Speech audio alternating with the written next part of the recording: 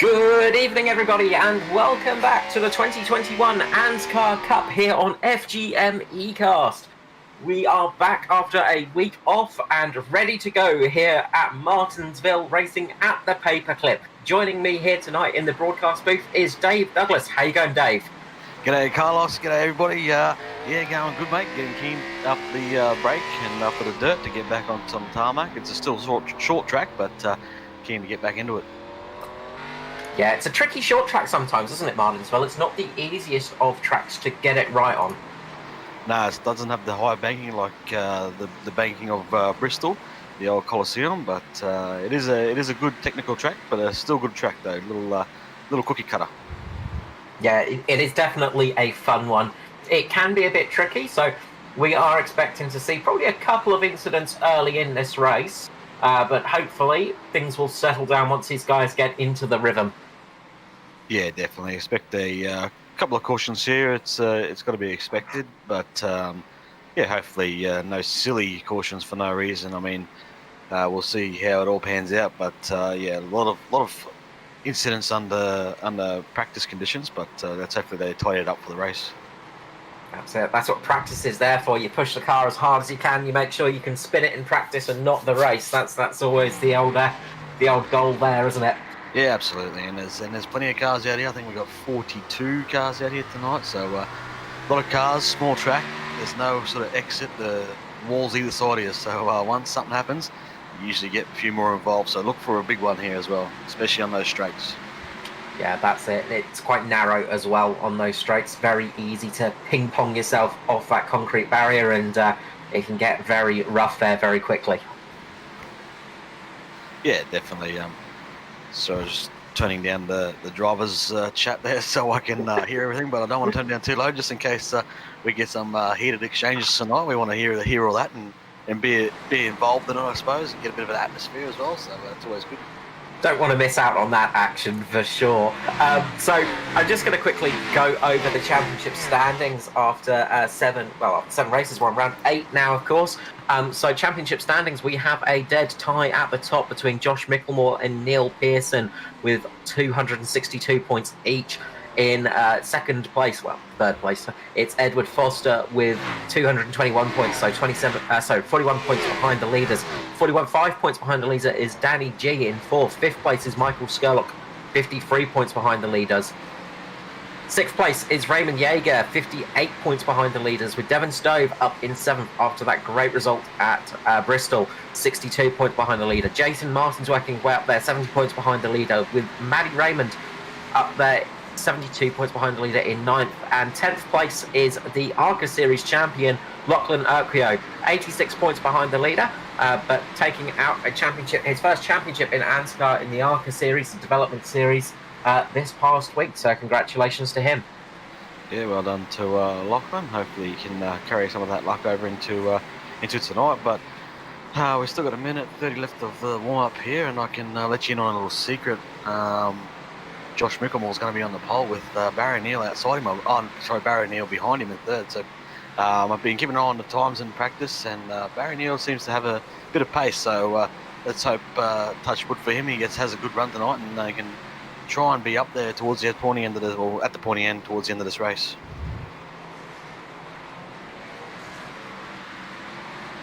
We will run through the grid once we get that on our screens properly. Just need to wait for the cars to line up for that one, of course, but should be able to run that through, and it'll be extra quick time tonight. I reckon we're going to have to go double pace tonight. Being a relatively short track, of course, it is a short lap time here, isn't it, Dave? Yeah, it is. It's only about a high 19. Race pace will be probably a low 20. And basically that's what you want to do. So just get yourself into a rhythm here and just try and stay out of trouble and try and stay on that lead lap, which is going to be the hard part. But yeah, that'll be the aim to start this race, basically. Yeah, that's it. And pitting's going to be a crucial thing here as well. Of course, they're limited to 4 sets of tyres, as always. So, they don't want to go through those tyres too quickly.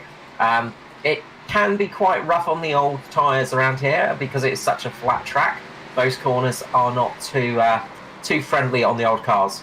No, that's it. But the tyres, I don't think it's going to be too much of an issue, depending on the cautions as well. For me, if it was me out there, I'd be staying out as long as I could and, take tyres only later in a race. Yeah, we might even see a couple of 2 tyre stops. So let's start running through the grid. So on the front row of the grid, we've got Josh Michelmore, Jason Martin. Second row, Barry Neal with Michael Skurlock. Third row, Neil Pearson, Edward Foster. Fourth row, Stephen Williams with Ryan Jones. Fifth row, Joshua Carroll Walden with Andrew Dyson. Sixth row, Philip Worley, Devon Stove. Seventh is Danny G with Mirko Dortnack. Eighth row is Harry Anastakis with Dwayne Priest.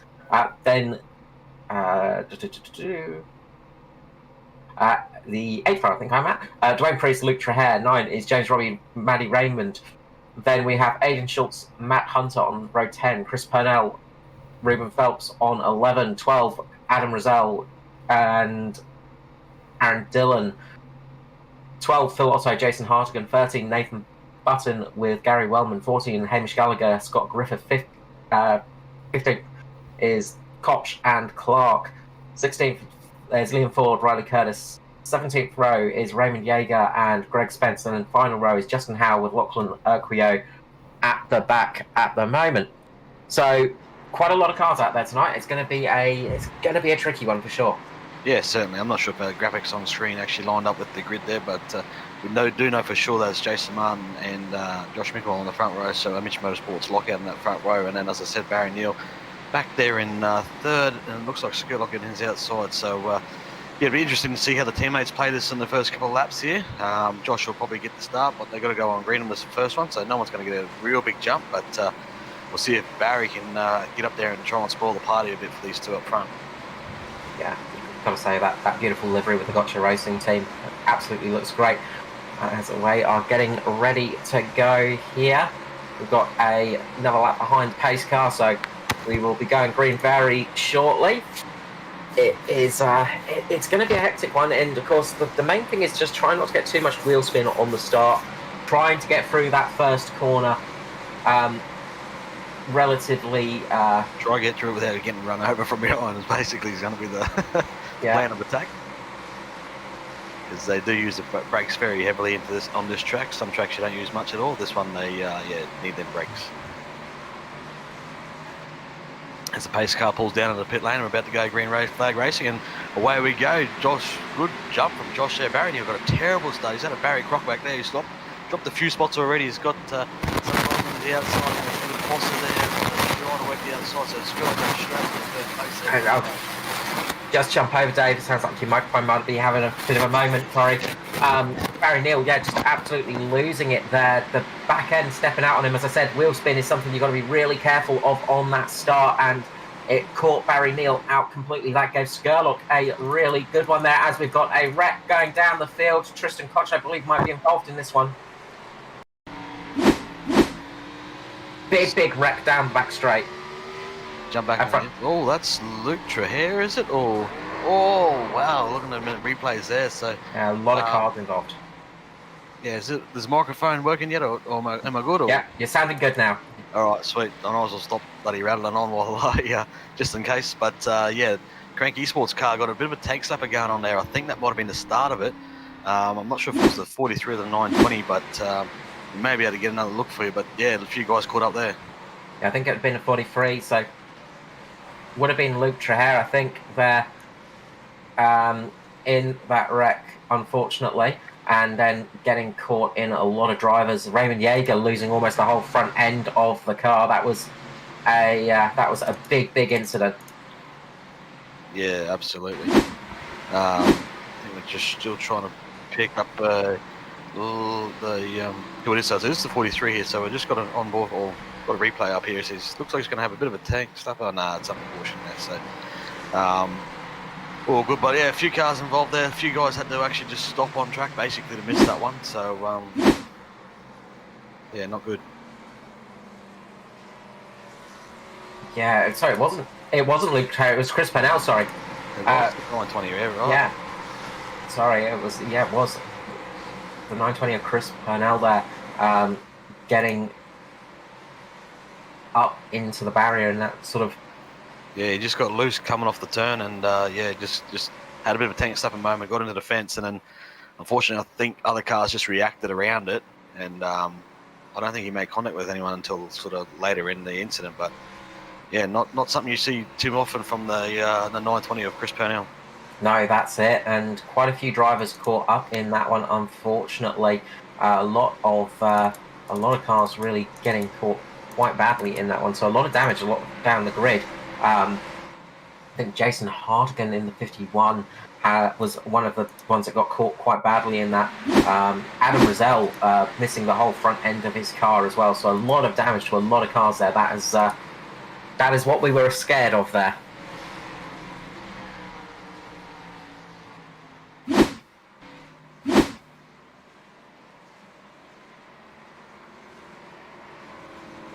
So we will get back to settling down a bit after that first lap madness there.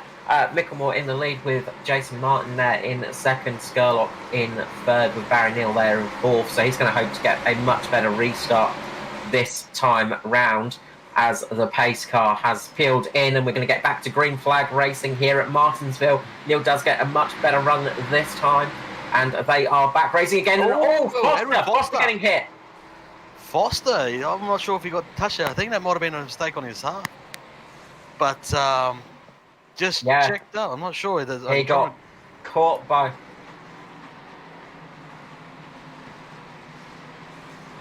He got caught by Ryan Jones there as well. Foster and Jones are getting involved. Just very tricky to see that one, but it looks like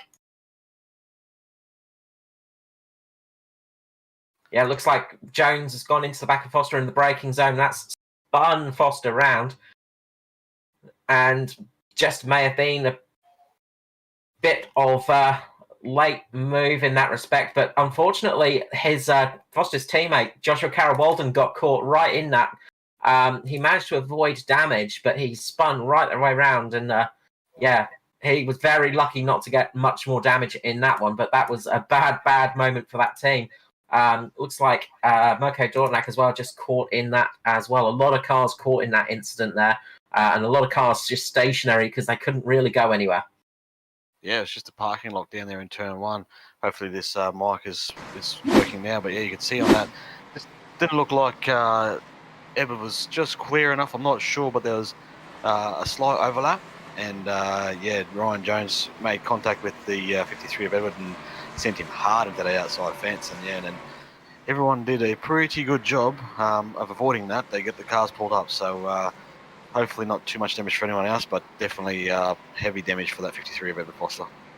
Yeah, that's it, and I'm not sure what's actually happened up the front. I'm wondering if just because of that incident, there's some sort of weird moment there. It looks like it would have been Neil Pearson as well. I think Neil Pearson, he got tagged as well, because when Foster got hit there, he just went straight into the back of Pearson's. Yeah, absolutely. So the momentum carried him into that one. But my system showing Skurlock as leading at the moment, so I'm not sure what's happened there. Yeah, Skurlock scoring as the first place here. I'd say it was possibly a bit of a glitch, because usually like when you go green and then almost an instant caution, while half this field still hasn't crossed the line, it can sometimes show it into a bit of a haywire there. But Skurlock's inherited the lead now, and see what he can do with it, I guess. Yeah. Drivers are a bit unsure of how they inherited the lead there, so yeah, bit of confusion. I'm not sure exactly what happened there, but yeah, some serious casualties in this early stage of this race. Yeah, definitely. But Skurlock's got to make the most of it now. It's not his fault he got there. He's there now, so you make the most of it and see what he can do and try and hold on to the lead. But we can see these guys that just took the wave around. The pace car drops down. We're about to go back green flag racing. Yeah, Skurlock's going to be leading the way. He'll drop the power early in this corner, try get a good run out, and he does indeed. And hopefully we will get a good clean start from everybody this time round, get some good green flag racing here at the Paperclip Martinsville. Absolutely, Barry Neal making a nice move up on the inside of the 111 car there. He's got a DPR car for company. Ooh, little bump and run there. We're going to go 3 wide, almost out of turn 4 there. We've got Denny G trying to make a move now on the 041 of Andrew Dyson. And I think that's, again, up into the 111. Who is that in the DPR car there? Ryan Jones there, just getting up there. Ryan Jones right on that outside there, and he's there with Andrew Dyson. So yeah, getting very close there, Ryan Jones and Andrew Dyson. Yeah, I don't think it was sort of Andrew Jones.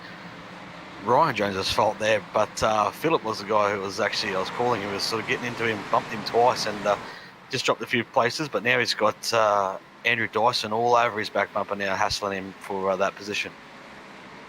Yeah, it's a few different names up there at the moment, up at the sort of top end, a few names that we've seen have some good runs this season, but a few drivers that have worked their way up there quite well and doing a good job of getting up the field at the moment and just keeping the cars clean, and that's one of the important things.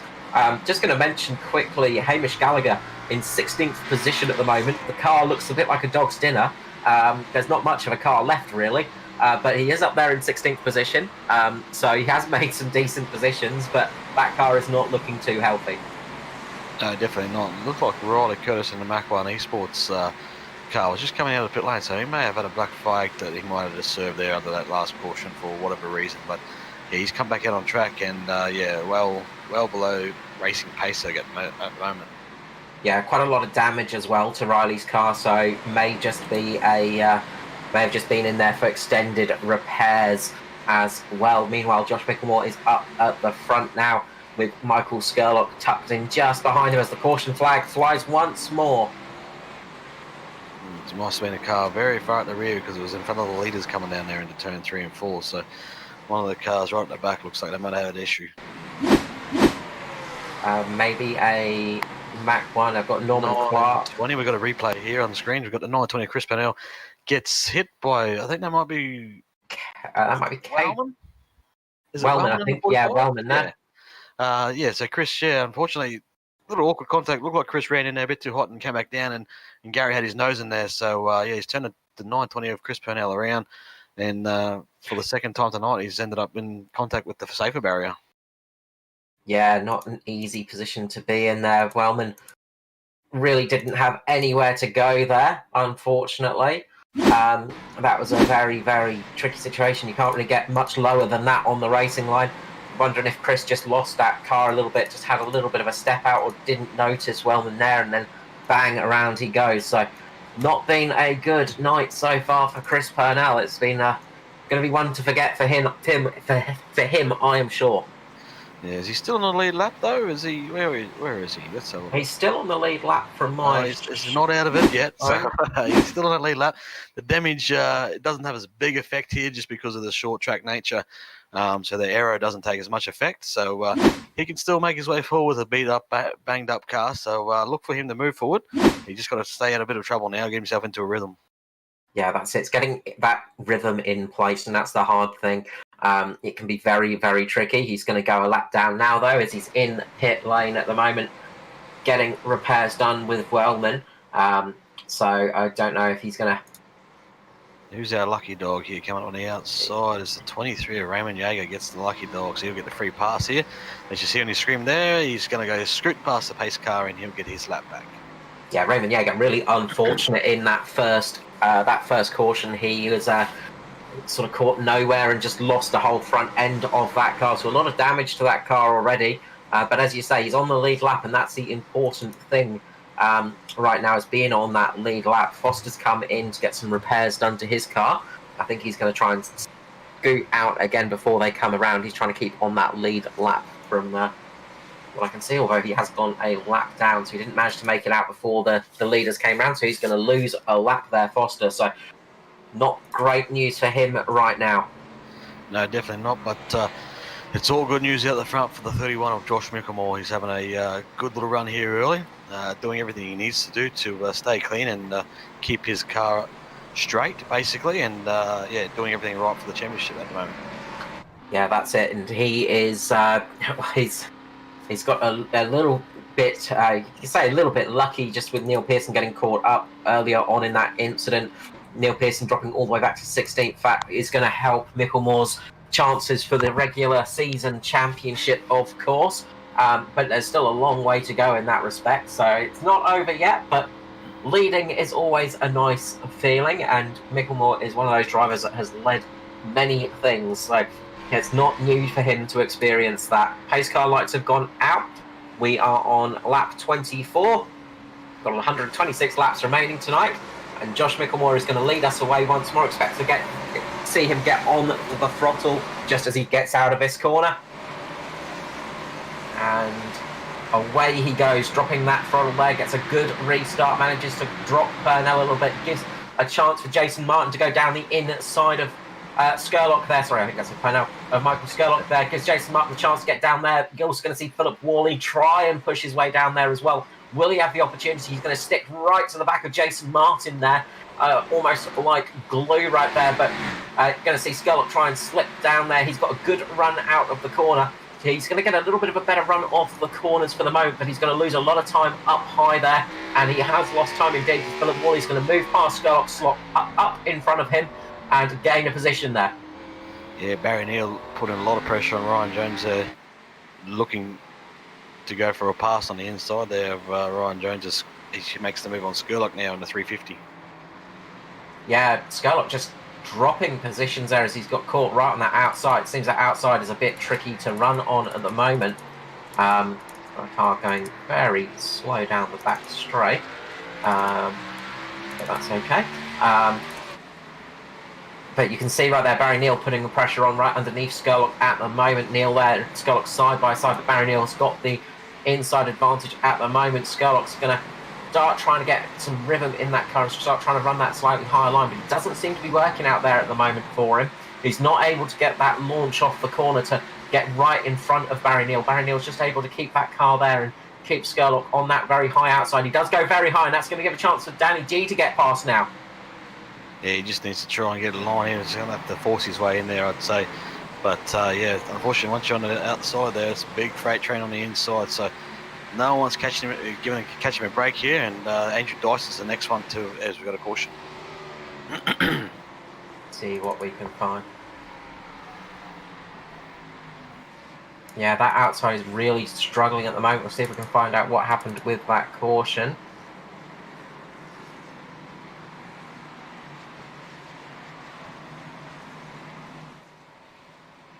Not sure, might be a bit of a phantom caution here. We can't seem to find any incidents, so go back and have a look at this replay of Andrew Dyson driving up the inside. I think it's Gary Wellman and Tristan Koch with that one. So Gary Wellman and Tristan Koch, they've just lost it and gone very slow. Lachlan Urquhart as well caught a little bit in that one, but I can't see the full reasoning for that.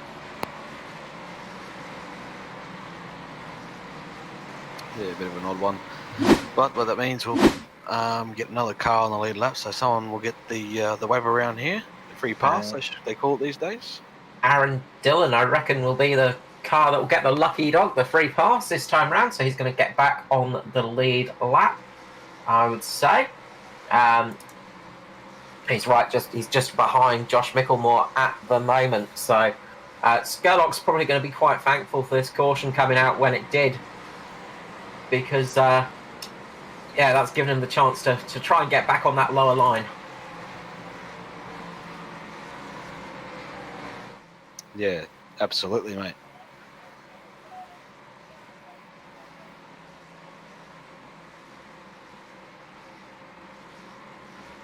There's a fair bit going on the radios out there too at the moment, so still carrying on from the incident early on in the race between the 111 and the 53. I'm just going to go back and see if I can find that incident and just see if I can break it down a little bit more. Yeah, we'll see if we can find out what happened there. And one of the other things to watch out for tonight as well is, of course, incident points There's 12 incident points for a drive-through penalty and 17 for the disqualification. And with so many bits of contact out there already, there's going to be quite a few incident points racking up, unfortunately. Yeah, definitely. So just looking back on it, Edward does make an aggressive move to the inside there, and I don't know if Ryan was aware of it, but just got straight hard into the left rear quarter of the 53 there. But yeah, I don't know about that one. Yeah, it's definitely going to be one of those that's going to be looked back after the race. It's always tricky as well when you are racing on these short tracks, because you do put the aggressive moves in and you do try for the aggressive sort of movements in there. Of course, the racing line is one of the big things as well. So you could say possibly Ryan was on that racing line when Foster went down. Yeah, as you can see the replay there now. Actually, Stewie's picked it up for a slow motion replay there.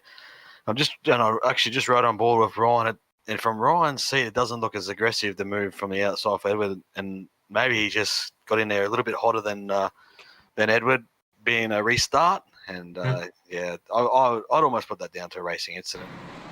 Yeah, that's it. It's the thing of breaking points. That's always the big thing. Is it's who's going to break where, and that can really catch you out. But we are going to go back to green flag racing here at Martinsville. Josh Michelmore is going to lead us away. And he gets another good launch, gets a good jump over his teammate Jason Martin, who's going to slot in right behind him. As all, just in the background, we've got Perry Anastakis going around, catching Neil Pearson. Jesus, messy back there. We'll endeavour to get a replay of that one. But, all I saw was a red car going around with the Pakistan, I think you said, and then, a few other cars just got involved. Short track racing, it's unfortunate. Yeah, Anastakis. Actually, 2 DPR cars. It was Pearson was the first one to make contact, I think, and then Phil Otto got into the back of Pearson, and then another DPR car of Stephen Williams, I think, got into the 144 on the outside as well. Yeah, it was not a good lap for DPR cars there. Anastakis basically just lost it, just coming onto the start, onto that first corner. Back of the car's gone round, and he's tried to catch it, not been able to do much, and he spun right round in front of the pack there, and unfortunately Pearson was the first car to collect it, and he's collected his teammate. Yeah, absolutely. It's a DPR parking lot down there, and a lot of Mark 1 cars there involved as well. Looks like Aidan Schultz and Ruben Phelps, I'd say, new recruit from Mark 1 Esports, Ruben Phelps, coming over from Bali team, but you can see those guys there getting into the brakes there. Mirko's in there. You can see it all happening up in front of him. And I think Stephen Williams in the 98 DPR car, the white one on the outside, thinks, yep, I'll go to the high side. I'll get through this. And unfortunately, the 144 comes across the front of him and he's in it. Yeah, the 48 of Matt Hunter, I think it was, got really caught up in that one as well. And Robbie too, and the pink car, was it Aaron Dillon charging in it back there, and Edward Foster's charged in at the back there as well. They're all having a crack here. Yeah. I did hear on the radio that Riley Curtis has got a drive-through from penalties, unfortunately, just from accident, just from minor contacts and things like that. So it's one of those little oddities there, unfortunately, that's really going to hurt him. Yeah, you only get 12 before you get the drive-through, and then we spoke about it earlier, and then I think it's 17, and then it's a DQ. Your night's over. You put it back on the truck and head home. Yeah, that's it. We saw penalties coming into play at the in the trucks on Monday night at Circuit of the Americas, of course, for track limits. Tonight it's a bit different, of course, because there is a bit more rubbing going on, a little bit more contact, and that's what's causing it tonight for sure. It's not easy, though, on some of these short tracks because it is so easy to make contact. And it's very hard to avoid people as well. As we said, it's such a narrow track, this one. When you do have a big accident in front of you, especially one when it's a driver quite high up the order, it can really ruin your night. Yeah, absolutely. And the reason for that is you've got, say, a pack of 12 cars, a car spins in front. All those 12 drivers all see what's in front of them differently. So some are seeing the accident, some aren't seeing the accident.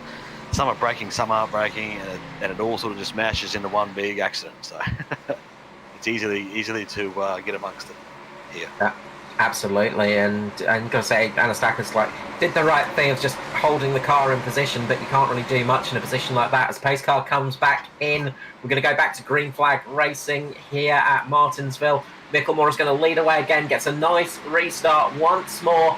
This time, Philip Worley's actually managed to get a bit of a better restart than Jason Martin. Danny G just running a bit wide at that restart, braking a little bit late. Worley's managed to get down the inside of Martin. He could have a run here for second place. He's going to go down there. He holds it there really well and pushes Martin out wide.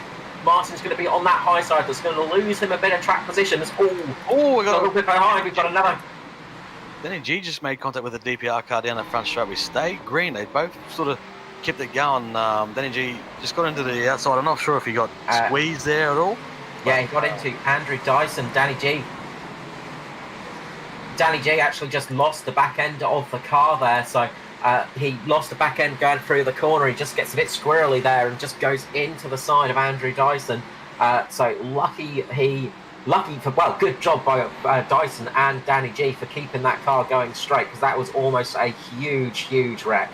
Yeah, it was a great save from the 041 of Andrew Dyson there. And just awkward contact there. But as I said, they both saved it. They both fired on for now, and we stay green, which is good to see. And as I say that, we've got one spin in the background I just saw there. Not sure who it was, but yeah, we're under caution again. Neil Pearson involved in that one, I can see. Matt Hunter. So let's have a little look at this replay. So let's see what's happened here. So, Jesus, looks like messy. Matt Hunter's gone round there, I think, and yeah, we'll try and have a bit of a closer look at that one. So it looks like Hunter might on the exit. Yeah. You just see on the replay here, he just loses it on the exit, and then, as I said, you got a pack of 6 cars behind him, all seeing it from different angles, and they just unfortunately become part of the accident then. Yeah, and not much you can do with that, unfortunately. That was a very unfortunate one there, really, and it's, as I said, this track can be very tricky. Oh, does he get touched? He does. Yeah. He's going to get touched from the 71 there, or the 78 of that pink car. So, unfortunately, not Matt's fault at all. He's just been turned. Yeah, just caught around. So, yeah, just turned around there, and that's what caused that caution to come out. I'm trying to... Apologies to Matt for saying he lost it. He's definitely helped there. Well, from the moment we saw it, it looks like he might have lost it, but once we saw that properly, we could see what had happened, and yeah, definitely helped around in that instance. Just that little bit of contact there. I've got a feeling that might have been Justin Howe, I think. I don't know if we can get it up, but I wonder if we can go back for the replay of Andrew Dyson's save with the contact with Danny G, because, man, I tell you what, that thing was left to right, and he somehow pulled it back into the line and kept on trucking on. There was some save there, definitely. Yeah, it was an absolute super save, similar to the similar in spectacular saves to the one that Dwayne Priest did a couple of races back, where he managed to save it going almost a full 360. So we've seen some good saving in the series, but it can be tricky, and these things are not easy to save either. Here we go, we've got the replay up on for you now. Watch this save from Andrew down the front straight here. Danny G gets loose, gets him in the rear. Saves it. What a great save. Good car control from the 041 there of Andrew Dyson. Yeah, beautiful job there, just keeping that car going in an almost straight line. Producer to be able to find that for us and give us those replays. Yeah, thank you, Stuart, for getting the replays working properly tonight. Nice to see. We've had a few upgrades, and things are getting trucking on a little bit as we go in the series with FGM. It's been nice, and things are improving, and we're having a few less technical difficulties as well, which is always good. I'll touch some wood when I say that. But they're going to start pairing up 2 by 2 now. Josh Michelmore back in the lead. Philip Worley's going to be on that outside now, and this could be Jason Martin's chance to pay Worley back. If he can get underneath Worley this time, you're going to see Worley struggle a little bit on the restart. pace car is going to come in. Josh Michelmore is going to drop the car, put the loud pedal down and get away. Gets a good start there. Jason Martin as well gets a very good... Oh, Wally just gets a bit loose on the outside, manages to catch it. Very, very, very close there for Wally, losing it there at the front. That's going to give Jason Martin the opportunity to get past, but again, a good save there by another DPR car. Philip Wally there just saving that car from a almost big incident at the front of the field. Just put the foot down a little bit too quickly there on those slightly worn tyres. Easy thing to do, but now he's got Barry Neal underneath him, who's going to try and put some pressure on him. Michael Skurlock just behind him as well. Skurlock on that low line now. He does not want to get caught out on that high line again. He knows how perilous it is. He's got Skurlock and Jones side by side, Neil and Wally side by side at the moment. Neil does look to have the better of it at the moment. Looks like he's going to make the pass here on Wally, and Skurlock's going to try his luck to get past there as well. Wally, very aggressively comes down in front of Skurlock and holds Skurlock off. Yeah, just snuck in there, and I think it was the restart from Josh Michelmore there. Caught him by surprise, went very early. As Jason Martin slowing on the inside there, so he must have had a bit of a moment up ahead here. So Barry Neal's gone out, ran outside of 21 of Jason Martin, and now he's got Worley on his outside for company as well. Yeah, big moment there for Jason Martin. That would have been... it's one of those things we don't always see. He just lost it coming into the corner. He just lost it a little bit going through turn number 4. Back end just steps out because he hit the curve, and that's why he lost that speed and position. But that has given Barry Neal the opportunity to get up there into second place at the moment. Wally just behind Jason Martin. Then you've got Skurlock just behind him at the moment. Yeah, Devon Stove just had a bit of a moment, just lost a spot there, just went a bit too hot, went up the track, and no harm, no foul, just lost a single spot there, and that was to the 35 of Josh Carroll-Walden, but he continues on. And yeah, we've got a bit of a good race down here. We've got a couple of Mach 1 Esports cars there, and Ryan Jones is up there in the triple. Oh, we got one on the fence there on the outside. Mirko Dormack has gone up into the fence. Yeah, we'll have to get a replay of that, see if he got a helping hand there, because it was a weird way, the weird entry to that turn that he had. It looked like he was heading backwards there. As he's on the outside, yeah, no, he just lost that one on his own. So I'll call him out. No, he did lose that on his own. Yeah. Just got caught there. And just went in a bit too fast and got caught between the concrete and the tarmac there on that corner, and that just lost that rear end. That's right. He could be running a bit more rear brake bias than a few of these other guys. So it might have just caught him out there on that high line, being out of the groove possibly. And he's just back there straight to the safety barrier there, unfortunately, for Mirko in the 62. Yeah, we had a bit of a check-up at the front as well when that caution came out. Skurlock just got into the back of Wally. Ryan Jones into the back of Skurlock, and then Hamish Gallagher into the back of Jones. Just a little tap between all 4 of those drivers.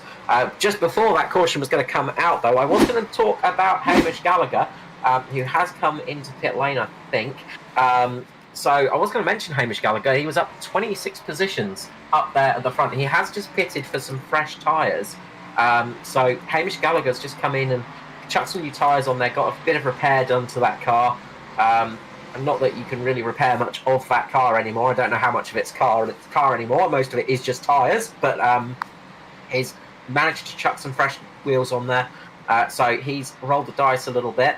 And he's going to see what he can do at the tail end of the field now on those fresh tyres. We'll see what difference fresh tyres can make now for sure. Yeah, absolutely. And while we're on the caution, we'll run through the top 10. So we've got Josh Michelmore first, Barry Neal still second, Jason Martin third, Philip Worley's fourth, Michael Skurlock fifth, Ryan Jones sixth, Andrew Dyson seventh, Josh Carroll-Walden eighth, Devon Stove ninth, and Luke Trahere running out your top 10. Yeah, and it's been a tough race out there tonight so far. It's definitely been a very tricky one for all of these drivers. We did expect to see a few cautions out there, of course, tonight, but it is so easy to make mistakes here at Martinsville. It's a very difficult track to run because it has got such low banking.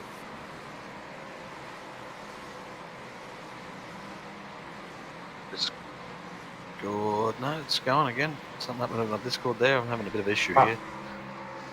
That's okay. So, yeah, we're just looking through some of the cars as well, and looking back towards Luke Trujillo there in 10th. He's got a very clean car at the moment. Won't say too much. We don't want to put the curse of the commentator on anyone. A few cars are looking a little bit second-hand. Josh Michelmore is very, very clean, as well as Barry Neal. Jason Martin as well. Philip Worley, a little bit of damage to the back. Slight scrape to Michael Skurlock as well, of course. But a lot of cars are getting a bit beaten up out there. But there are a few fresh ones still out there. And we've seen time and time again how keeping those cars clean can make a difference, of course, as the race goes on.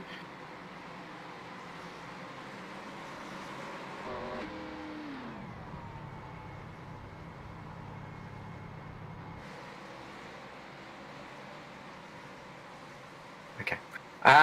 So it is really spicing up. Just looking through the field as we're just going to start getting back ready to go back to the green flag racing very shortly. Pace car lights have gone out. Pace car will be coming in very, very shortly, and we will see Josh Michelmore once again lead us away here. The big thing is going to be on this restart, just getting the car absolutely planted right. These tyres are starting to get a bit worn. They've done 63 laps now. We've still got 87 laps remaining, but this is where the danger zone does come in on those worn tyres. It's very, very easy to make a mistake and for all of a sudden that car to go spinning right around. But Josh Michelmore does get a good restart there at the front.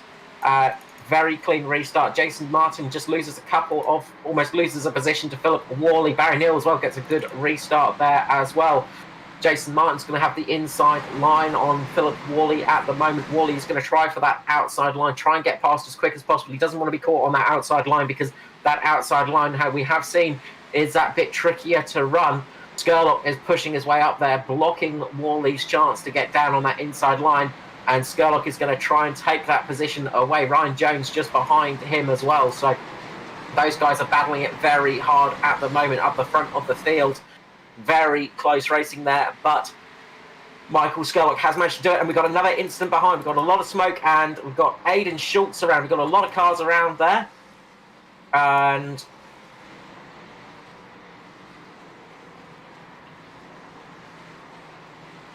Aidan Schultz has lost it just going into the start-finish straight, unfortunately. He clipped the curb, similar to what we saw Jason Martin do. He's clipped the curb. James Robbie's just gone in, and we've had a few cars just tag him. Matt Hunter in there. One of the Simrigs cars as well, and the 09 of Norman Clark. So a few cars getting caught up in that. I think it was Phil Otto in the DPR car there getting caught in that one. Aidan Schultz is just got caught there just on that curb and just spun it around. A very easy mistake to make. You just go a little bit low there and all of a sudden that car is going to go right around on you. So disaster there for Aidan Schultz, and you've got to say, Matt Hunter, I think, might be getting close to out of this race. It looks like there's some black smoke pouring out of that car now. Does not look like that thing is going to be going much further. I think that engine is just about fried. So that might be Matt Hunter out of the race. Parry Anastakis is going to get the lucky dog, though. He's going to get back on the lead lap after that incident a little bit earlier on where he lost the car. So he's going to get back onto the lead lap. He's going to be pretty happy about that one. Just looking down the field at the moment at some people at the moment, Edward Foster is 2 laps down in 28th position. So quite a few positions down for him, which is not where he wants to be. That's going to really be affecting Foster for the championship. Just try and have a little look as well for Neil Pearson, who is still on the lead lap, Neil Pearson. But the front end of that car is it's not looking great. Good for cooling, but not much else, unfortunately, for Pearson. But he is on the lead lap, most importantly.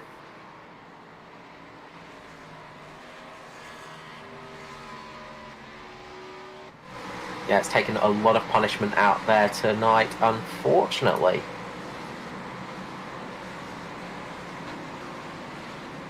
It's been a tough race for a lot of these drivers tonight, unfortunately, and we are definitely seeing that as it keeps going. Absolutely. Dave's just having some mic problems there, so I'm just going to jump in and give Carl a little bit of a hand here so that he doesn't explode Barry Tapp style, trying to commentate through the race with everything that's going on here. And just asked if you're watching, who is your tip for the win? Damon Stockton's come on and said Aidan Schultz. He unfortunately has once again swallowed that black cat tonight, so he's got a lot of work to do, but albeit having been involved in a couple of the incidents so far, that car in a lot better condition. Some of the other ones we just highlighted just before, so we'll see how Aidan gets on. Josh Michelmore, guess that's the benefit of being up the front. These cars up the front here still looking extremely clean. A couple of Mitch Motorsport boys there as well. Simri's cars have had a hard night, but they've still got a few clean. Luke Trahere there, he's clean, and obviously Michael Skurlock as well, as the pace car pulls in, and we're going to go green flag running again. So let's see if we... it's been about every 10 laps we've had a caution. Let's see if we can get a little bit longer underneath this now. Yeah, hopefully we can get some good green flag laps under our belt. Trouble is, right now it's all Wally gets caught... Wally just catches Barry Neal there and pushes Barry Neal out of the way. So Barry Neal just lucky to get that car back under control.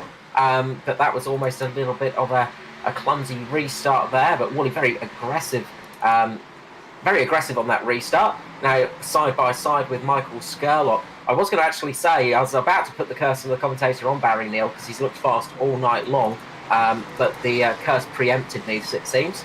So Barry Neal still in contention though, just lost a few positions on that restart. But yeah, you've got to say Josh Michelmore has got this under control at the moment. Having Jason Martin behind him is only going to help things out. Those two will fight for position though. It is definitely not over between those two, and they're still going to go for it. As Ryan Jones and Joshua Carroll-Walden get into each other. We've got a caution out as Joshua Carroll-Walden and Ryan Jones go into each other, and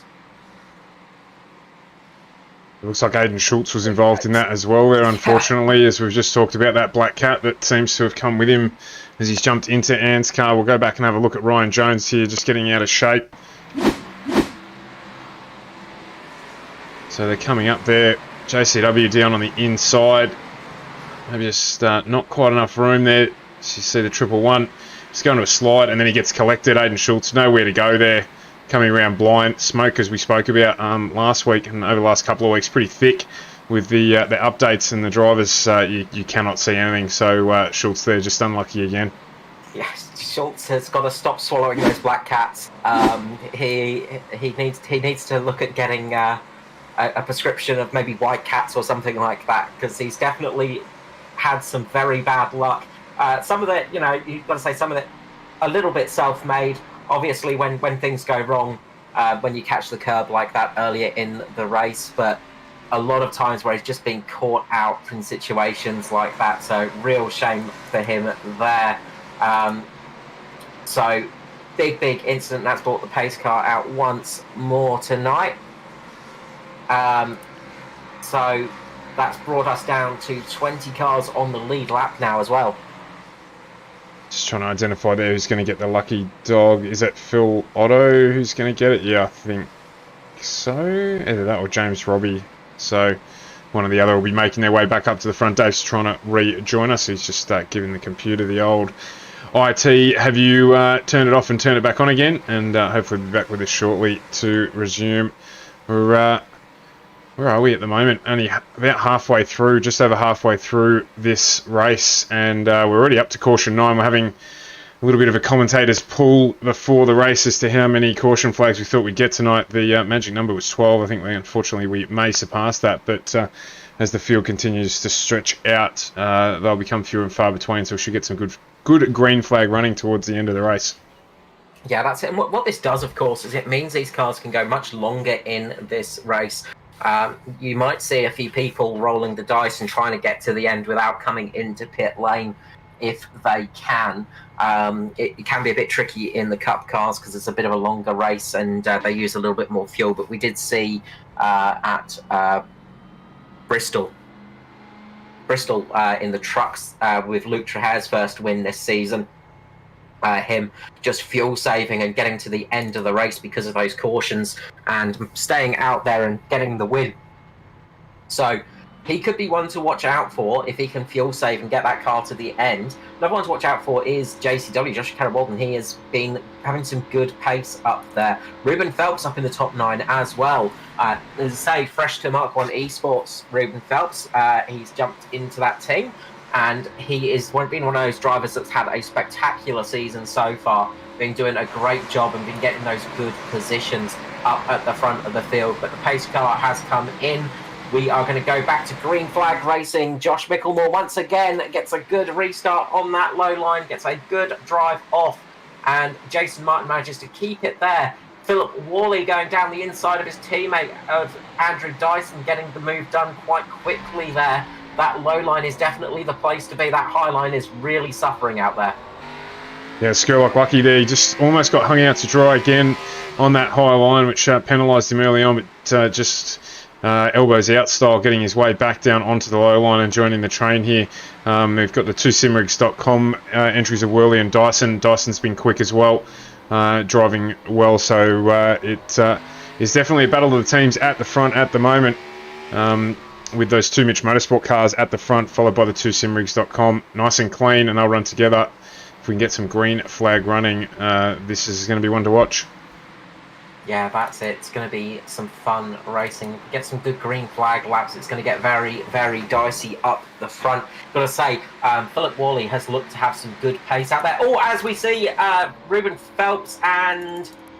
who was that? Ryan Jones and Ruben Phelps. Getting into each other there. Ruben Phelps losing the rear end on the exit of the corner and just tagging Ryan Jones there. So Ruben Phelps he managed to save it getting straight, but unfortunately in doing so he had nowhere to go other than into Ryan Jones in that low line.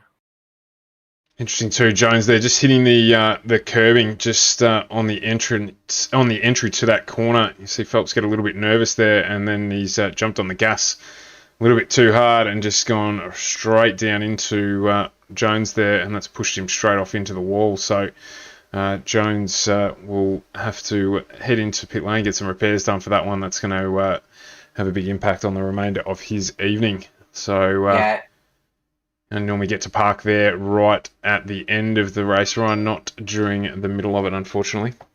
Yeah, that's it. Very, very unlucky there, and I think this is going to be quite a big one for Ryan Jones because he did take a big whack to the left front of that car. So I reckon he's going to have a bit of suspension damage tonight. So he might have a bit of suspension damage after that hit, and that could really start affecting him there.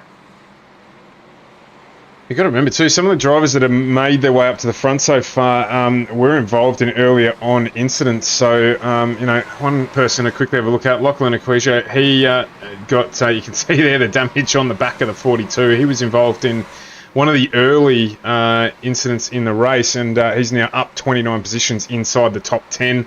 We did mention Luke Trahare just before with his clean car.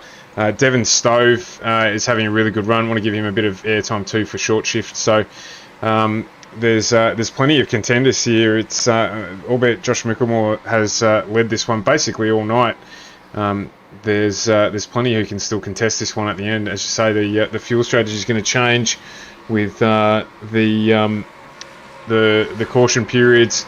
Michelmore was managing fuel just before we were on board with him and having a look at that, and he's just idling around the track. So I'm not too sure what to try and pick here, whether or not you want to have a gamble on a winner, but it's going to heat up. Well, we've got 63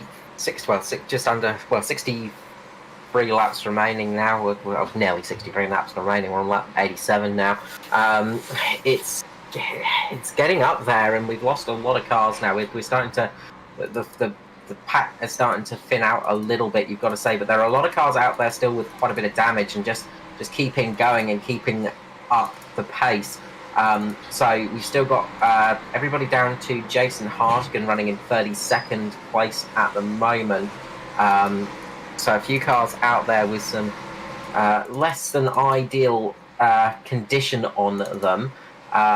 James Robbie this time round getting the lucky dog, so he's got back on the lead lap. So that's going to help him out quite a lot to just be on that lead lap, because you've got to be on that lead lap to really have it working for you. That's the big thing. But it is very tricky out there. But you've got to be in it to win it. That's the thing. And anyone on that lead lap can be in it to win it. Pace car peels back into the pit lane. As we've said a few times tonight, Josh Michelmore is going to lead us away. Watch out for wheel spin on this restart. Can be a bit treacherous now as those tyres start to get worse and worse. It can be very easy to loop it, but everybody getting away quite cleanly there. Jason Martin just slotting in behind them. Devon Stove, I think, just getting a little bit of a tap there, just moving up the field. But everything okay at the start there. Just a couple of little bumps and taps. Devon Stove's going to lose a couple of positions as he got caught on the high line. So he's going to drop down quite a few positions there, unfortunately, on that restart. But Josh Michelmore does get a fantastic job on that start again. Danny G working his way up the field nicely, as well as we've got some slow cars in the background. It might have just been a few diving down to try and get into pit lane there. Steve Williams jumped into pit lane as well. So just trying to keep an eye, see if anyone's gone off. Doesn't look like it. But Steve Williams jumped into pit lane. A few people coming in there and just causing a little bit of a backup there, unfortunately. Which again is something you've got to be careful on this track, because again it is such a short pit entrance. It is very, very quick. Neil Pearson coming in, and I think actually retiring the car. So I think he might have got the penalties, unfortunately, and pinged out of that one, Pearson. So because he did get caught in a few incidents tonight. So that is one of the championship leaders out of this race, while the other one is leading it. So that is huge, huge news for the championship aspect.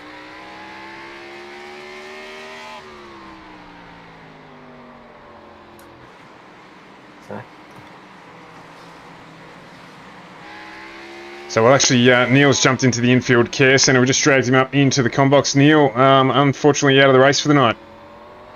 Yeah, too many incident points from everyone hitting me.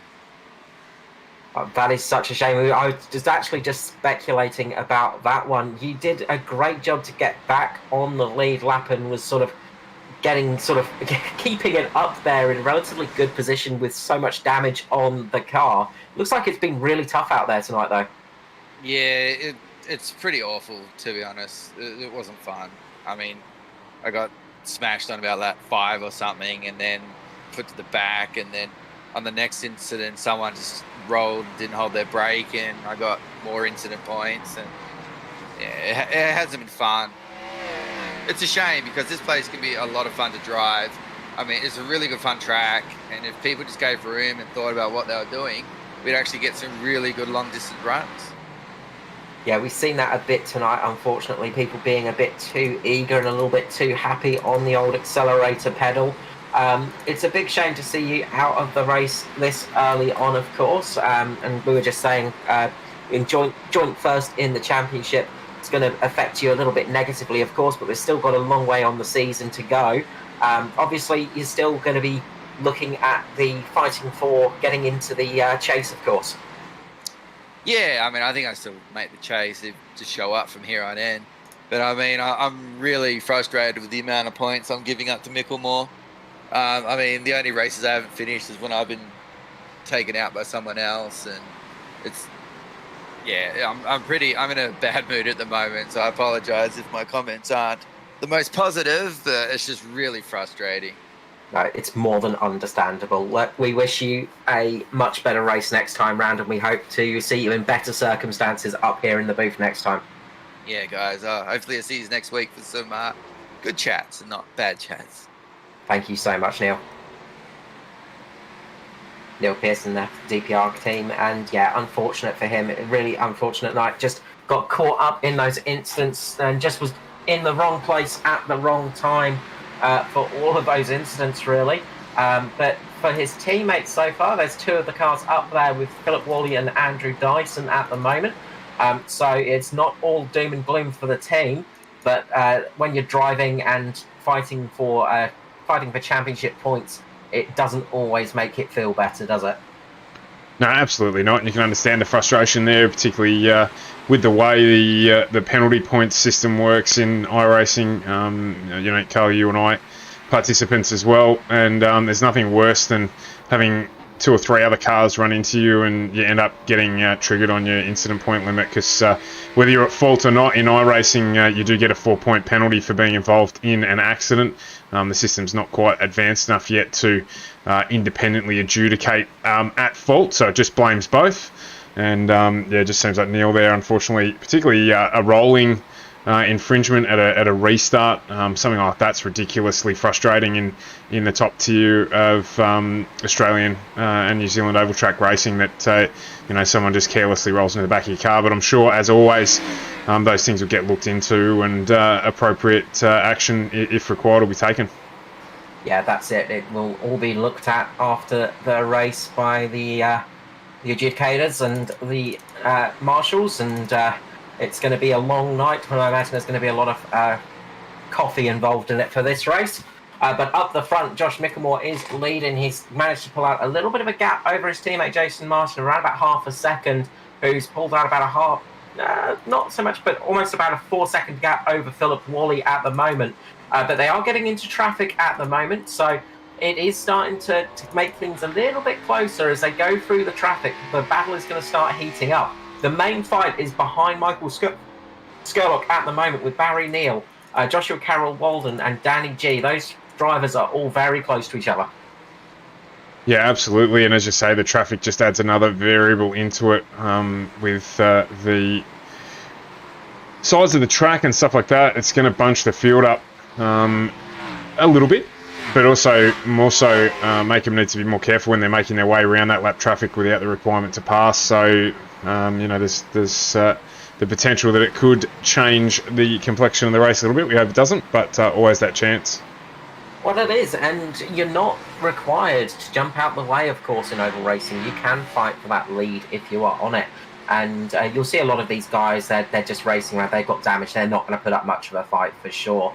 But when you get to somebody who is on the lead lap, they might be a little bit less wanting to give up that lead lap position. And you can sometimes see that happen, of course, and you are within your rights to fight for it.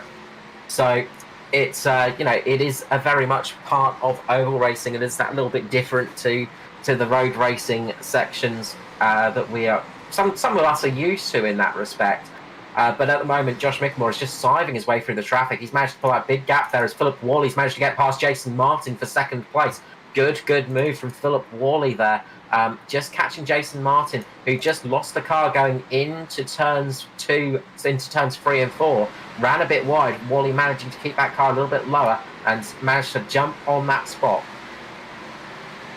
Coming up onto the back of Edward Foster here, getting the run down the inside. It'll make his life pretty easily. A couple of laps down there, unfortunately, tonight not being his night, but it is Worley now up into second position and doing a good job making progress there as well. He would be wanting to see Andrew Dyson, his teammate, come through with him and get into a position to help him when they get towards the last few or so laps of the race. But now Andrew Dyson and Jason Martin toiling over that position there. We'll just jump on with them, taking a little step backwards, but you can see there maybe Martin tyres going off. He seems to have dropped off the pace a little bit. He was keeping up with Josh Michelmore at the restart, but at the moment just struggling a little bit. The 41 of Dyson looking to be in a little bit of condition, potentially tyre-wise. So it may not be too many laps more before he manages to get up on the inside of the 21 entry, as we've got another caution period that has come about, which is very interesting because there doesn't appear to be much of a cause for it. I saw some smoke down one of these straights. I'm trying to figure out what happened. It can be a little bit tricky sometimes, especially in this in this kind of race. Can just be light damage or a little brush with the wall on the pit entry. I did notice that Danny G went into pit lane just before the caution was called. So I don't know if maybe he's brushed the wall or something like that. I'll just have a quick look back if I can. Danny G's still out there on my system. Although it does say he did come into pit lane. Yeah, not sure on that one. Not sure. The caution there just coming out. Danny G not involved at all, so apologies, Danny. Just had to have a look, mate. But yeah, it doesn't look like it involved him whatsoever, so who knows? Yeah, I'm sure on that one. As I said, I did see some smoke up on one of the corners, so I reckon a car's just lost it going through one of the corners. Just on that last little stint, so somebody's just lost it going through one of the corners maybe, and they probably caught it, so it hasn't come up as a full incident, but it's just enough to bring out the safety car, so the pace car, I should say. Sorry, I'm gonna have to put $1 in the safety car jar there. But yeah, I think somebody just lost it there and just brought out the yellow flag for that moment.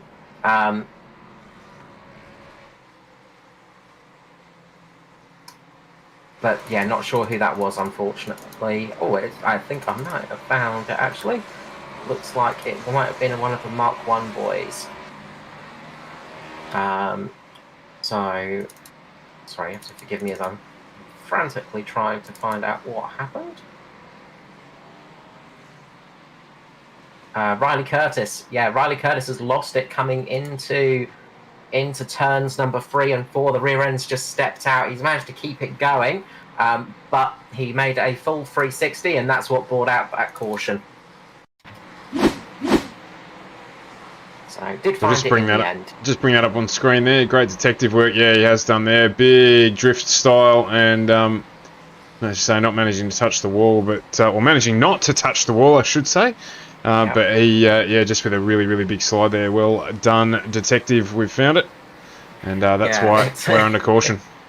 I'm sure I saw some smoke somewhere, and at last I found it. Yeah, but it was just that rear end just stepping out there for that brief assist of moments, and easy to have happen at this stage of the race. As I said, these tyres are starting to get a little bit more worn as they go on.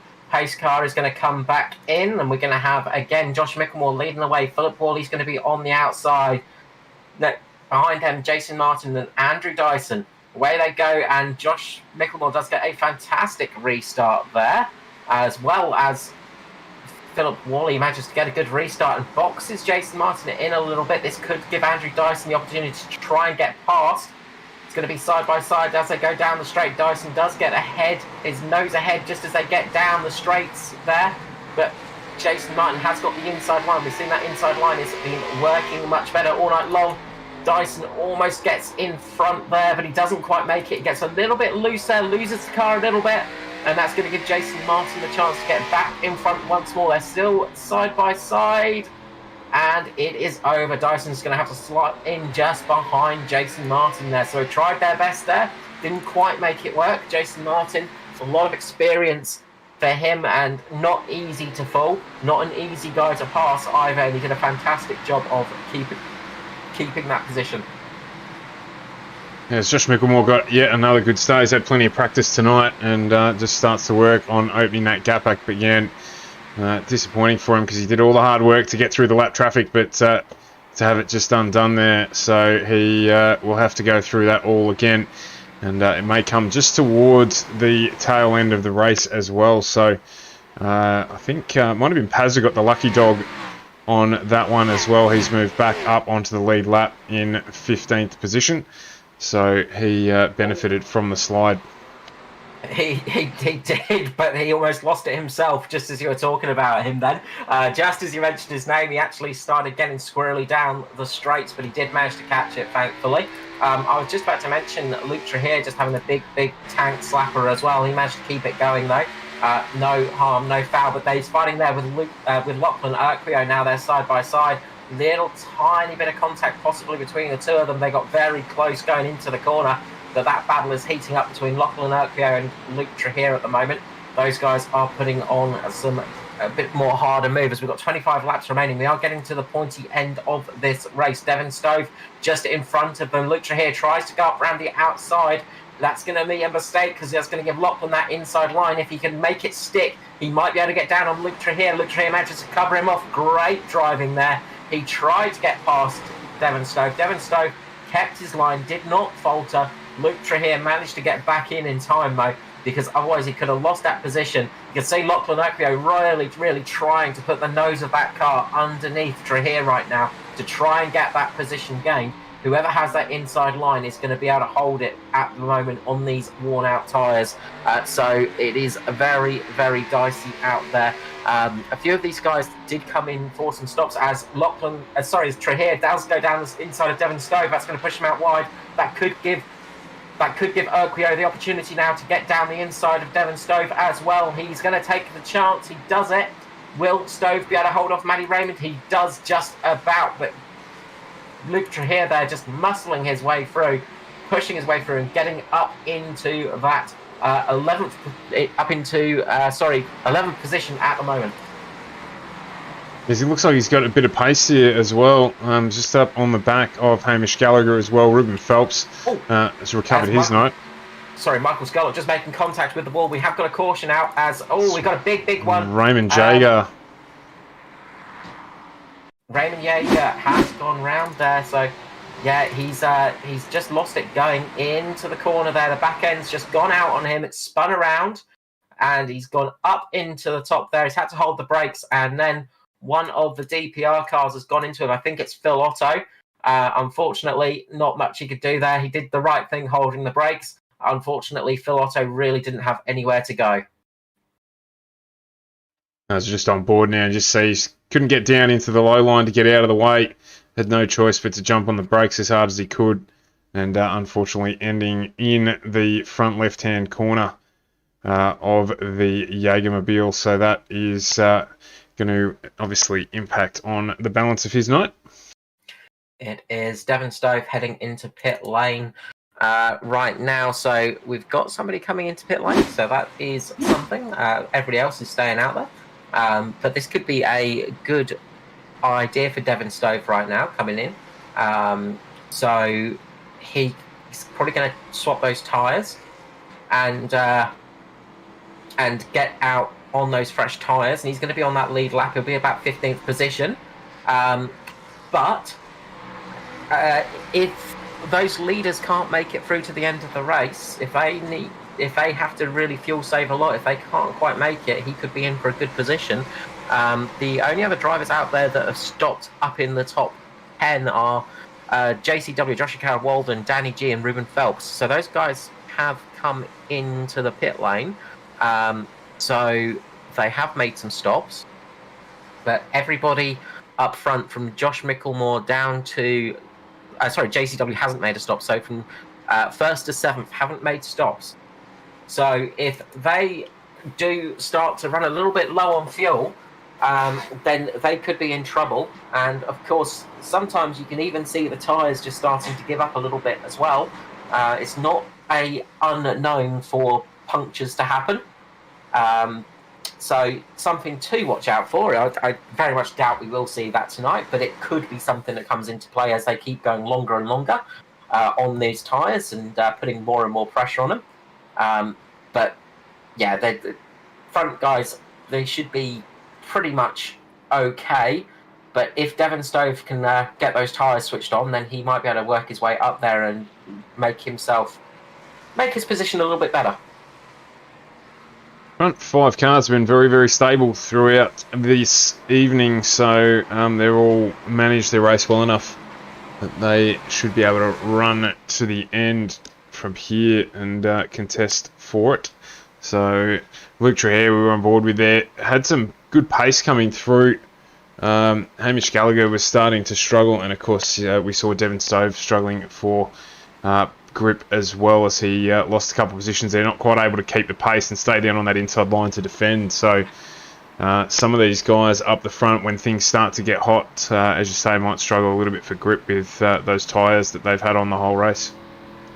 Yeah, and fresher tyres do mean you can sometimes run a little bit better on the outside. So you might see a few overtakes happening on the outside for people with some slightly fresher tyres. As the pace truck comes in, Josh Michelmore is going to lead us away again. Philip Worley tries to keep as close as possible this time. Doesn't quite manage to get right up there with Josh Michelmore, but does get a good restart. His teammate gets an even better one as he's side by side. Andrew Dyson and Jason Martin at the moment. He doesn't manage to hold on as they go around the outside, but those two are going to start battling once more as a few cars get a little bit squirrely down the back straight there.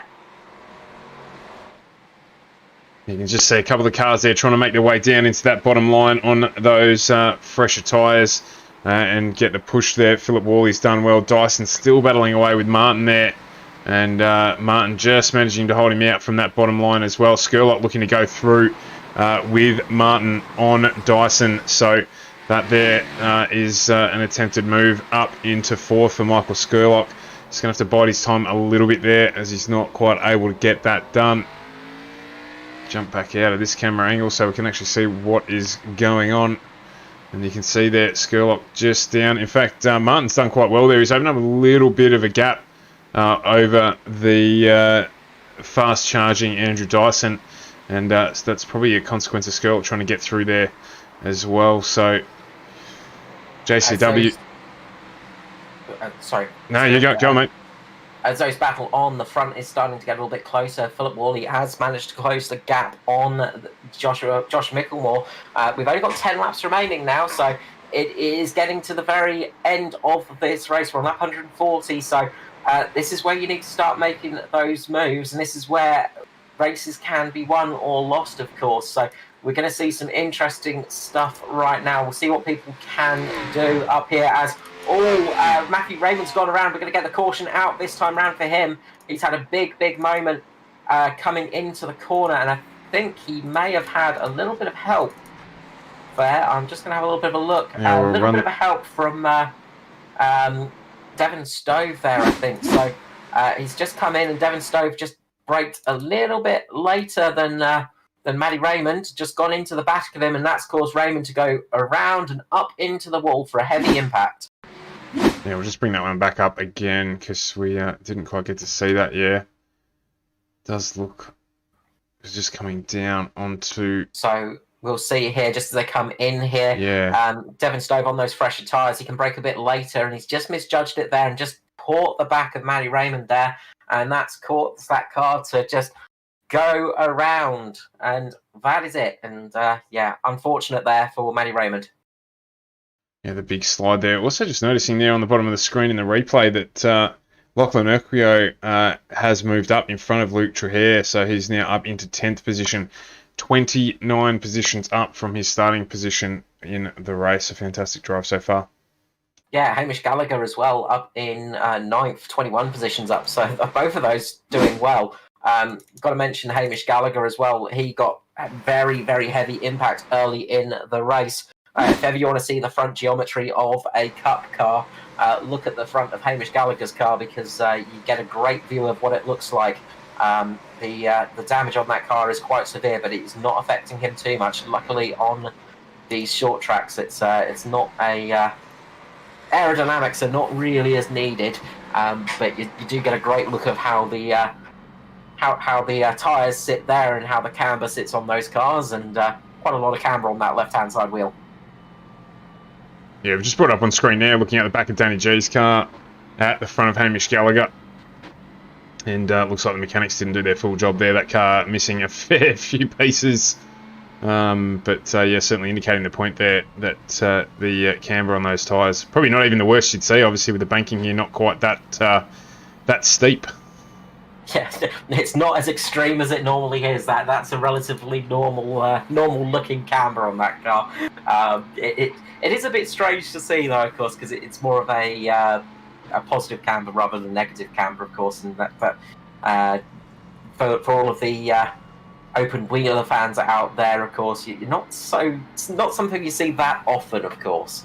So yeah, it is a bit strange looking sometimes when you see it for the first time, but that is normal. It isn't damage to the car. That's just how they sit. So just running through the top 10 as they're going to get ready for the restart. So Josh Michelmore, Philip Worley, Jason Martin, Andrew Dyson, Michael Skurlock, Barry Neal, Joshua Carroll-Walden with Danny G in 8th position, Hamish Gallagher in 9th, and Lachlan Urquio there in 10th position. So side by side we go again. Round and round we go. Josh Michelmore is going to launch us away. We've got 5 laps remaining of this race. Looks like Philip Worley's going to try and go with Josh Michelmore this time. He's trying to work out when it's going to happen. Doesn't quite get it to work, but he does get a good restart. He's going to be relatively close this time to Josh Michelmore. They're going to be side by side for the moment. Is he going to be able to keep it there? Or will Jason Martin be able to hang on that inside and take that position away from Worley? But it is going to get very, very frantic here up at the front now. Worley is putting on a lot of pressure at the moment. Andrew Dyson just behind him as well, trying his best. Worley gets a little bit squirrely there, loses a bit of time. That's going to cost a little bit of time to Jason Martin. And that's dropped him out of that battle there. And that has given Skurlock the opportunities. Worley's gone into Jason Martin there. I'm going to say the benefactor there was Michael Skurlock while those two were fighting away, but Worley there just managed, unfortunately, he got turned with Martin, just that back left-hand corner, and that has brought out the caution. And we're going to go green, white, we will? Yeah, we should do, so... A green-white checker with this one. Just bring that back up. Contact there between Martin and Worley, and that's spun Worley round. It looks like Worley might have had some netcode issues just as he was coming into that corner, because it looks like he had a little bit of a moment coming into the corner, a little bit of a little bit of possibly netcode issues, and then him and Jason Martin contacted together. Real big shame for Philip Worley. He was having a great race up there, was putting up some real good big pressure. But unfortunately, sometimes those little technical issues do creep in, and that contact there is taking him out. So it's up to Andrew Dyson for the DPR team now in 3rd position. Michael Skurlock sitting there in 4th. He's going to be trying his best and putting that pressure on. Barry Neal there in 5th as well. We've seen Barry Neal has had some good pace.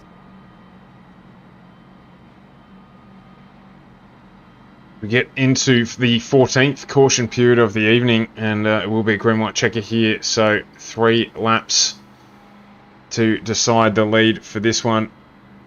We've seen some strange stuff in the past with already this season, with people jumping to race victories from the late single-digit position, so hold on to your hats. This one could get very interesting. Got to say, it's certainly not over yet, but Josh Michelmore has been an absolute beast on those restarts. He's really put in a masterclass tonight.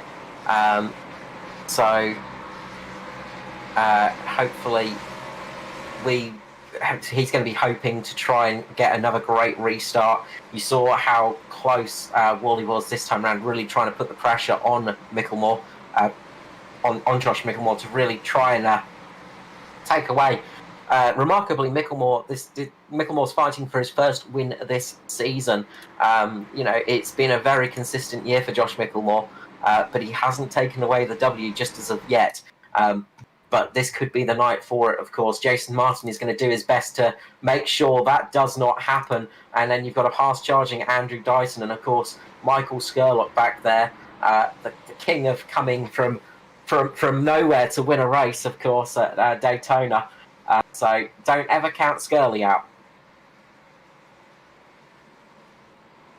Yeah, absolutely. Yeah, got to keep an eye on a number of the drivers from here. It could be anyone's run, but as you say, a very, very good drive from Josh Michelmore. So hopefully you can convert this one. Yeah, he's been very dominant tonight, and I've got to say it's been a really good showing out there as the pace car will come in again. We're going to have the green-white checker here. If you're new to oval racing, green-white checker means it's going to go green. So we're going to have 1 lap of green, the white flag will come out, and then it will be the checkered flag. Michelmore gets another good run away. Andrew Dyson tries his best. He gets down the inside of Jason Martin. They make contact. Martin gets caught there by Andrew Dyson. He has just managed to keep the car. He does make a little bit of contact with his teammate, Danny G, but he's managed to keep it straight there. Got Michael Skurlock now battling away. He's going to try and get down the inside of Dyson and try and push his way up there. Those guys are going to be battling it hard as we go for this restart. We have Michelmore up in the lead, and he's going to be pushing as hard as possible. The white flag is out, of course, but Michelmore has got that lead. He's looking good at the moment. Those guys are very close behind him as they come up to the checkered flag for the final time. And Josh Michelmore takes the victory there. What a brilliant drive there from Josh Michelmore. Just an absolute masterclass of keeping it out there. Yeah, and you could just see in the background there, I was keeping an eye to see if anything occurred. Lots and lots of, lots and lots of lack of traction, or just a lack of traction is probably the way to go with it. But there's lots of cars just struggling to get the drive down out of that caution period. Of course, the one that didn't, Josh Michelmore, a fantastic first win for season 2021 at Martinsville, and hard to say that not hard to say, it's hardly did anyone come close to getting the lead away from him throughout this race. I think we saw maybe 2 laps where Michael Skurlock might have been the benefactor of a mix-up under the caution period, but other than that, it's been Josh the whole way through the night. So congratulations to him and Mitch Motorsport for a race well won at this stage with a 1-2 and 2 with Andrew Dyson in second and Michael Skurlock bringing home third position there after the green-white checker restart. He jumped up into third for Crank Esports. So the engine goes for Michelmore. So running through the rest of the finishing order. So 4th place was Barry Neal there, and Jason Martin ended up finishing in 5th place. So 2 cars in the top 5 for Mitch Motorsport there. Good solid finish for Jason Martin. That's going to help him out in his championship. Hamish Gallagher managed to get up to 6th in the end. 24 places gained, especially in that very damaged car. Great drive from Hamish Gallagher. Luke Trahair in 7th, with Lachlan Urquio having a great recovery and managing 31 positions at the end of that race to finish 8th, of course. Joshua Karen Walden in 9th, with Manny Raymond finishing 10th. Devin Stove ended up in 11th, with James Robbie in 12th. Ruben Phelps in 13th, with Perry Anastakis in 14th. Philip Worley, unfortunately, down there in 15th at the end of that race, with Stephen Williams in 16th. Nathan Button 17th, with Danny G in 18th. Last of the cars on the lead lap. Not sure what happened to Danny G there, actually, because he was running a bit higher than that, so I imagine might have got a little bit of contact there. Edward Foster in 19th, 3 laps down at the end of that one. Norman Clark behind him, 20th. 21st was Raymond Yeager with Matt Hunter, 22nd. 23rd was Drake Spence with Marco Dornack, 24th. Riley Curtis was 25th with Phil Otto, 26th. 27th was Tristan Koch with Ryan Jones, 28th. 29th was Gary Wellman. Aidan Schultz, 30th. 31st was Neil Pearson. Jason Hartigan, 32nd. 33rd, Dwayne Priest. 34th was Chris Purnell. Aaron Dillon, 35th. 36th was Justin House. Scott Griffith was 37th. 38th, Adam Rosell. And Liam Ford was 39th. But yeah, absolute brilliant win there for Josh Michelmore. And first win of the season, as I said, for Michelmore. He's had such a consistent season so far. 6 top 10 finishes, 2 of them top 5, but first victory of the year. And got to say, that was well deserved. Yeah, absolutely. I can't think of a moment all night where he put a foot wrong. So the unfortunate thing is the stewards are going to be pretty busy tonight, having a look through everything that happened here. But we'll try and drag in our top 3 here and have a chat with them about how things were out on the track. I'll just see if we can grab them here. Just bear with me a sec.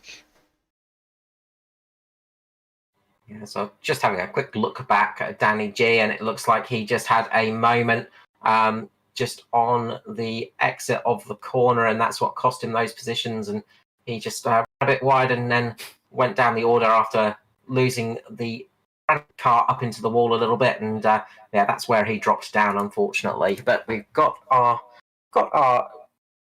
winners and our top, well, almost our top 3 up into got our top 3 up into the booth. So we will start with third place man Michael Skurlock. Skurly, how's it going? Hello, Carly. Good, mate. Hello, Scully. It's nice to see you. Yeah, it's good to be back, mate. It's been a while, isn't it? It I start has. missing yeah. you, mate. I know. It's terrible. I get withdrawal symptoms when I don't see you for too long. It's terrible. Congratulations on the P3 finish. Looks like it was a bit of a tricky race out there.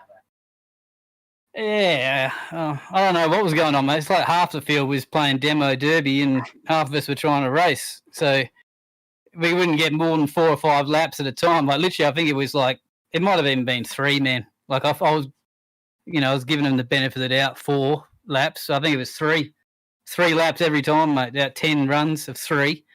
And then, yeah, Ryan Jones got off the track and we got about 10 in, apparently. And, yeah, after that, it was good racing while it was happening, but like I sort of wore my tyres off a bit early and I couldn't really do anything with it. And you can only make a pass here if you're willing to sort of hurt somebody else normally.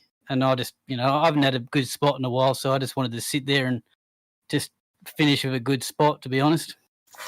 Yeah, well, we did see a little bit earlier on in the race. You got caught up on the high line, and it looked very tricky out there. Oh yeah, just got railed, mate, by everyone. Yeah, it definitely looked like the low line was the place to be to have that speed. But as you say, managed to get a good finish. It's nice to see you back up there. Bit of a rough night for the team as well, unfortunately. Although Luke managed to get in the top 10, so in 7th place. But yeah, imagine get up in P3 again. It's nice to have you back up there, and of course that's going to be something that's going to help you for getting into the chase, of course. Yeah, man. Yeah, like Luke's been getting better and better all the time, so it's not going to be long before he's beating me every week, I reckon. But he hasn't done many races around there, so he's just sort of feeling it out. But he always gets there at the end, like he always finds a way to get up. But yeah, Chris had a bit of a roller coaster run there. He was a bit up and down. And yeah, like I said, man, I'm just happy to finally get some points again without crashing out or getting run into by somebody, or you know what I mean. Well, we're glad to have you getting some points, and we're glad to have you back in the booth. It's always a pleasure, Skirly. Of course, before I let you go, the usual things of just letting people know, sponsors and whoever you want to give a shout out to. Yeah, mate, just Crank Esports, iRace Designs, and Chris O's virtual motorsport mentor. And just shout out to Davo, tell him that the chin, mate, was back on the wheel again, and it's going to stay there from now on. Thanks for you guys. I always forget to say thank you to you guys. Thank you. Do, and we always curse you out for it after we've gone off air, of course. But always a pleasure, Scully. Always a pleasure. Cheers for that. Next up, we'll jump to our second place man for the DPR team, Andrew Dyson. How's it going, Andrew? Hey guys, how are you? I'm pretty good. Good, thank you. Nice to see you in the box again up here. Congratulations on that P2. Looks like it was as we say, it's a pretty tough race, but you were having some pretty hard racing with everybody up there at the front. Yeah, I kind of found myself in a position where I was racing Jason quite a bit towards the end there, and he did a really great job to hold the bottom while I was on the top for such a long time, and I actually feel kind of bad that he was able to do that for so long, and as soon as I got on the bottom, unfortunately, I got loose and slid up into him, but it wasn't my style, and he deserved a podium tonight. But yeah, it was pretty tough racing, and props to him. It was a lot of fun. Yeah, we saw you battling with Jason and battling a bit with your teammate as well. It looked like it was a great race for Philip Woolley up until, unfortunately, that little bit of contact with him, of course. And big shame to see that happen always, but as is motorsport. But you guys were really running well up there tonight, and we've seen some good results from you guys. Are you feeling a little bit happier on these sort of short tracks and these oval tracks in general? Oh, I think the smaller tracks where, well, I think Neil Pearson calls them cookie cutter tracks. We don't do too well at because we're kind of new to this thing. But when it comes to the tracks like this, where you're kind of using the brake and you're rotating the car in and driving it off on the throttle, being really careful, it suits us a little bit more coming from circuit stuff. But even in saying that, we've got NASCAR Yoda, our boy Neil Pearson. We call him NASCAR Yoda because he just helps us out with everything. He's a bloody legend. And he gives us so much help. Honestly, we wouldn't even bother I'll probably sound like I'm pissing in his pocket a bit here, but we honestly wouldn't even bother racing this stuff without the help of Neil, and he's such a massive help, and that's probably why we're at least somewhere thereabouts. It's good to see, and we're always happy to have some fresh faces in the series, and especially getting some new faces up here in the booth, of course, and getting some new people in the series as well, getting into those top positions. As I say, it looks tough out there tonight. Were you struggling a fair bit once you did get to those green flag sort of racing stages? Not. I wouldn't say struggling. I think everyone would have been in the same sort of, I suppose, struggle with the tyres as we didn't pit the whole race. But at the same time, it wasn't so bad because the track was cooling off. Obviously, it turned to nighttime weather, and all those cautions early on probably helped save them a little bit. So it wasn't super bad, but it was tough racing Jason for quite a while. Ending up on the outside, the car was getting really loose, so I tucked in behind him again for a while, tried to cool the tyres off, and that was tough. But for the rest of the time, managing the tyres, same as usual stuff. Just really trying to take it easy, manage the tyres, don't get them too hot, and keep it from over rotating. Good job to the end there, and it was good to see those battles going, and good finish towards the end. And shame about a little bit of contact, but it is racing sometimes, and these are the things. But congratulations on P2. Just one more step up to go for yourself for the Cup Series, of course. So hopefully we can get you back in the booth at that top spot sometime. Yeah, hopefully one day, man. It's a surprise to even be on the podium. To be honest, because everyone that races in this series is high quality operators, and the competition is actually really tight up the top. We can see how close the lap times are in qualifying, and how close everybody races side by side during the races. It's high quality competition, and I honestly can say I did not expect to get a podium in this series at any track, really. So pretty happy with that. Congratulations. Before we let you go, of course, the usual things, shout outs and sponsors and all those kind of things. For sure, man. Well, shout out to Whirly. I think he probably should have had a podium tonight. He was killing it this week in practice, even doing such a great job. A real shame to see that, but I'm sure he'll bounce back. Thanks to FGM for putting on the broadcast, and all of FGM sponsors. Thanks so much to ANZCAR for putting on these events and bringing a place where everyone can race together so hard and so clean and fair. And of course, thanks to our own sponsors, Simrigs.com, Southwell Lift and Hoist, Benmax Mechanical, BetSmart Racing Service, and P Designs, and ANZCAR Yoda with the paint jobs. And again, congratulations. This 2 times in the booth this week as well. So you've been doing well this week. Of course, Yeah. The winner, Coaster, I of said course. I'll see you guys on Thursday night, but I did not expect to actually chat to you guys, so that's pretty cool. Exactly, you called it. So hopefully we'll say it again, and we'll see you next Thursday. Oh, yeah, maybe. We'll see. I'll see you next Thursday. Thank you so much, Andrew Dyson. Next up for Mitch Motorsport, first win of the 2021 season in the Cup. Josh Michelmore, congratulations on that dominant win. Cheers, guys. Yeah, it was a lot of yellows, but we were able to hold it up front and get that 31 Chevy on the top step tonight. Congratulations. It's been one of those things that's been, you're always close to those victories, of course. You're always one of those drivers that we say to watch out for. It's been a very consistent season for you, of course. You're going to jump up to the lead of the championship now. You were in joint first place when you came into it, and now you're going to jump up to the lead, of course. What was the key out there tonight for your success? Just trying to keep it out front. So, and managing the tyres as well a little bit, but because we had so many yellows, it wasn't as bad. But by the end of that run, the car was getting very, very loose on entry because we were throwing it in pretty hard. And there was one mistake I did make, and I went high a bit. Thankfully, I was about half a second in front of Philip at that stage, and I was able to get back down. But yeah, other than that, I don't know, mate. Just try and keep out front and hope for the best. Just keep doing the thing. Well, you kept doing your thing, and it did work out well for you. I mean, we said this year it's been a long time coming for you. We're around 8 now, of course, and first win. But you've been up in the top 10, 6 times this year, top 5 twice this season, and it's been a good year so far for you. And again, the team is looking strong as well. As always with you guys, it's a bit of a powerhouse team, isn't it?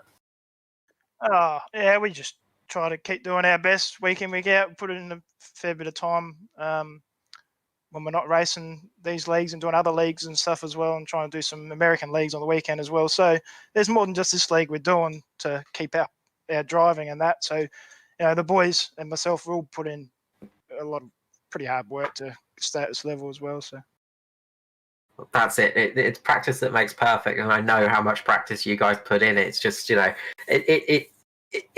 why it's it's an honor to race with you guys sometimes, and it's very fun racing against you and seeing you guys race, because you do put in a lot of effort, and we see sort of the level of competition really when you guys are out on track, because it really does bring it up, of course. Obviously getting the win, and sort of as we're still got a long way to go this year, of course, for the championship. I mean, it's nowhere near over, but being at the top, you must be pretty okay, pretty happy about that. Yeah, my intentions coming into tonight was try and keep it, finish in a decent position where I can still hopefully be up at the top step in the championship points wise. So just being consistent in that, and yeah, we're able to do that tonight again. Get the first win in this series for the year as well, which was fantastic. The second win for Mitch Motorsports as well.